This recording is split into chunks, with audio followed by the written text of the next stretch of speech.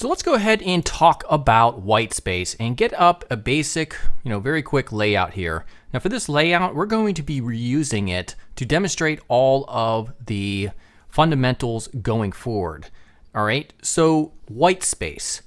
Basically, it is the empty areas in a user interface. That's basically the most simple definition that I could come up with to describe white space at this point in time. And of course, we're going to elaborate on it further and also how to apply it.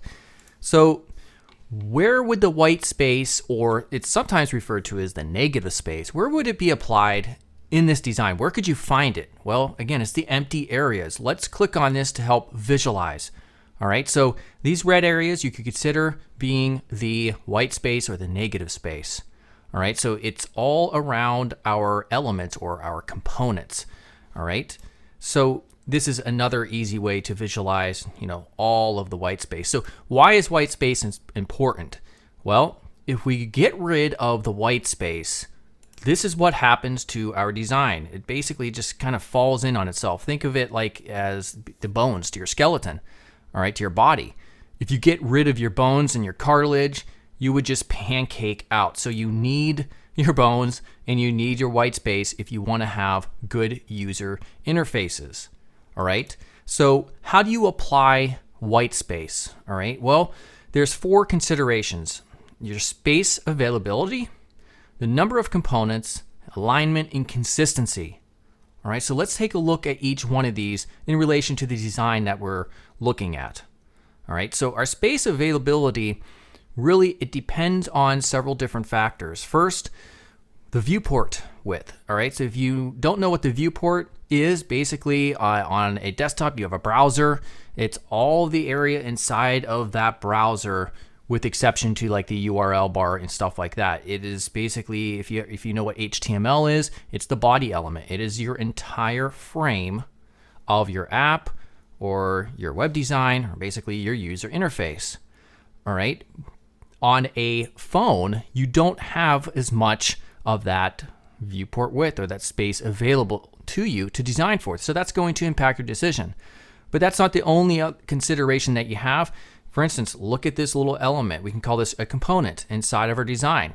How much space do we have available inside of it? So as you can see, this can cascade, and your space availability is really important when applying your white space. Now, what about the second? That's the number of components. So we know how much space we have available. How many components are we dealing with? All right, so everything outside of your white space could be considered a component or a micro component. So this is a component, this title. We have a paragraph. We can call this a component in and of itself. And maybe this dash could be considered a micro component. We have this button container, or this sort of just this element here with a button inside of it, depending on how you look at it. And we have this dash here. So the number of components will also obviously influence how you apply your white space. For instance, if you have a phone and you're looking at a splash page, which is just a real simple page of a website, maybe it only has 2 elements, a title and a button to enter. Well, you're going to be able to have a lot of white space. Well, what about on a desktop and you have a magazine news style sort of website where you have tons of information and articles? That means you have tons of components. Well, you're not going to be able to have a lot of white space. Next up is alignment. So how you apply your white space needs to be considerate of the alignment that you have going on. So for instance, we could see this column here is basically created by the white space. And again, the white space is invisible, but it gives you structure in terms of this column right here. What about over here? Well, we can see these 2 lines, or these dashes, are lined up perfectly. And then we have this one over here that's aligned here, but what about down here? Book a trip is offset by about 20 pixels or so. We need that moved over because we have a pattern here. We have a dash text, dash text.